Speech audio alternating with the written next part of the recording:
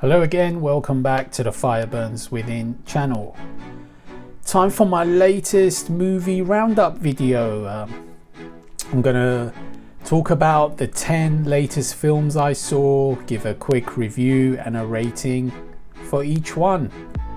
This is part 4 in this series of movies, so I've been very busy watching a lot of films as per usual. Film 1 in this roundup is a film called Vanquish. Unfortunately, we start with the worst film of the lot.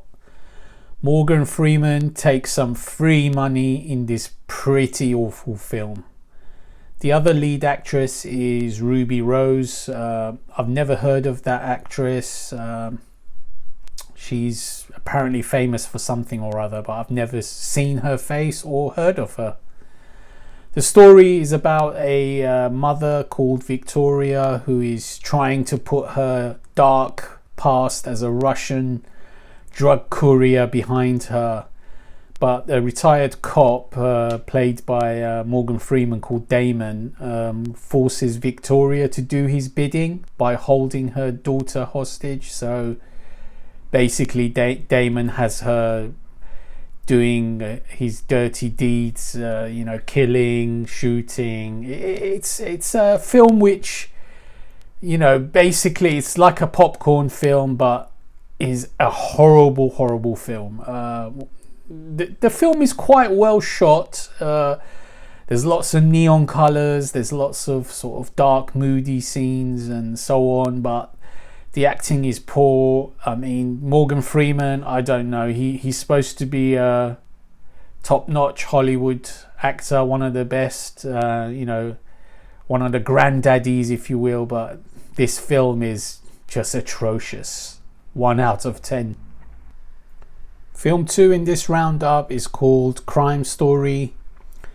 This was a laboured film with legendary actor Richard Dreyfuss.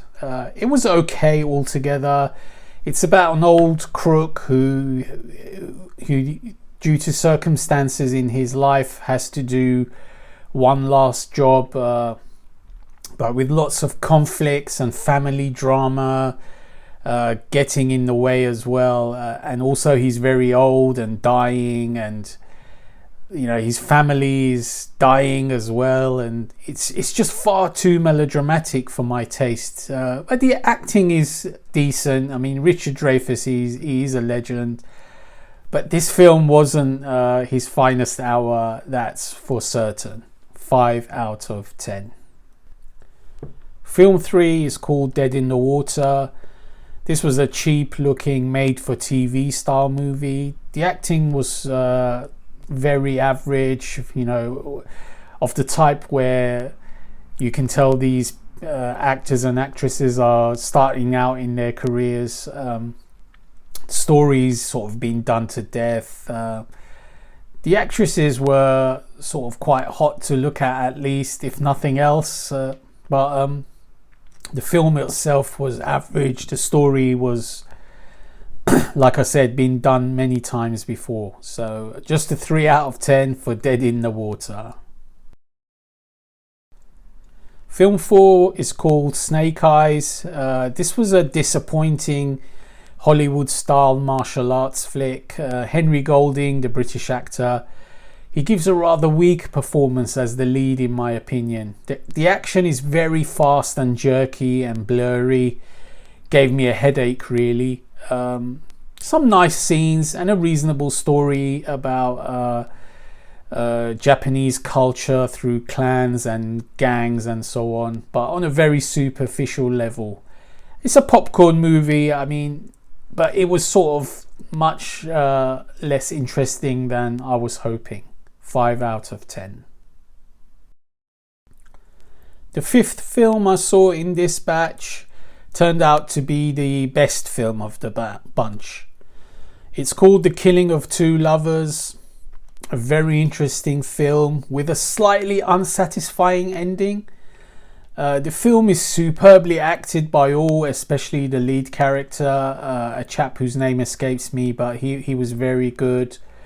It's a family-based drama of a man who has the intention of doing away with his wife and her lover, but also he's a good man. He wants to do good, I guess, but he doesn't, at first he doesn't carry it out. The story is very bleak, superbly shot in a cold and barren part of America. I enjoyed this film. I mean, the acting is very good.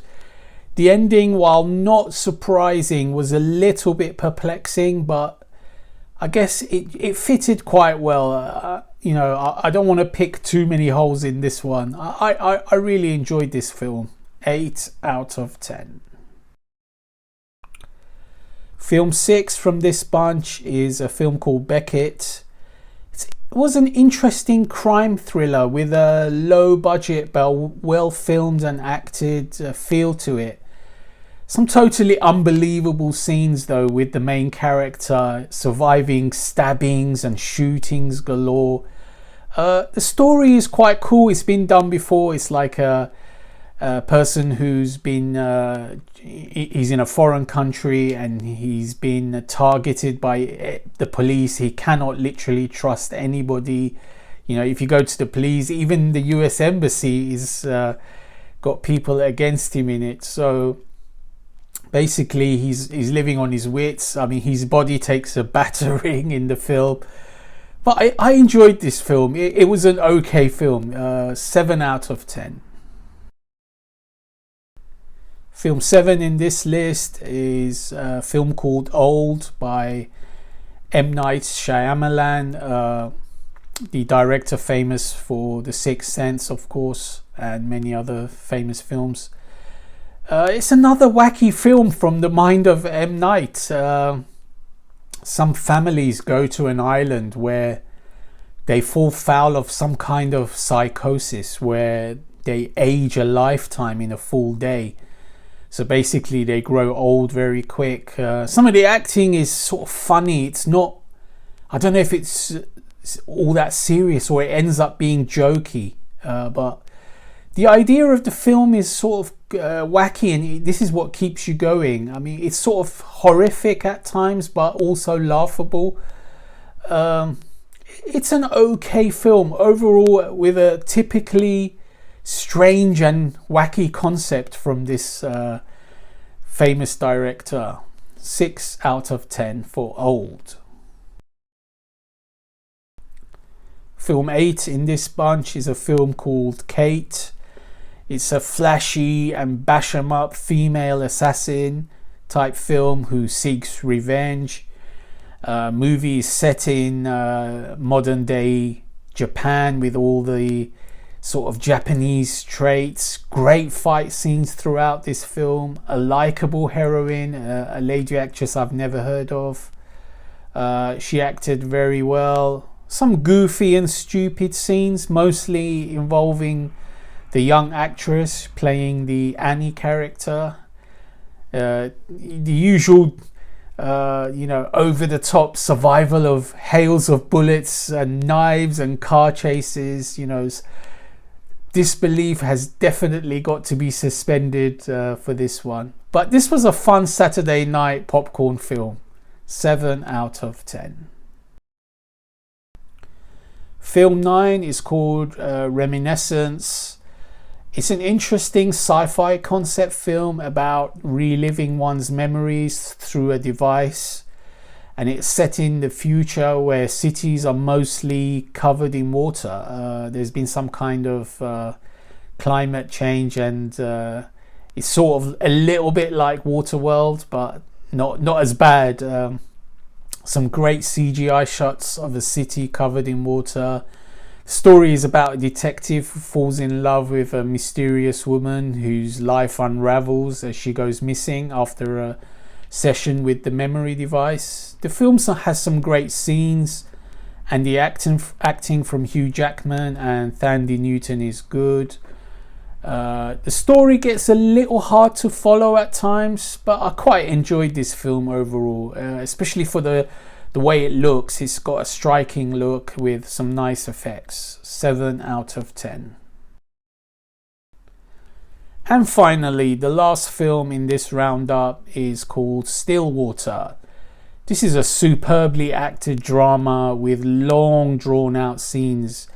Matt Damon is in fine form in this film. He acts as the father, Bill Baker, who seeks redemption for his quotes innocent unquote daughter, who languishes in a Marseille jail in France. So he goes over to France and falls in love with a single mother and her daughter, who helps him in his quest to get his daughter out of jail.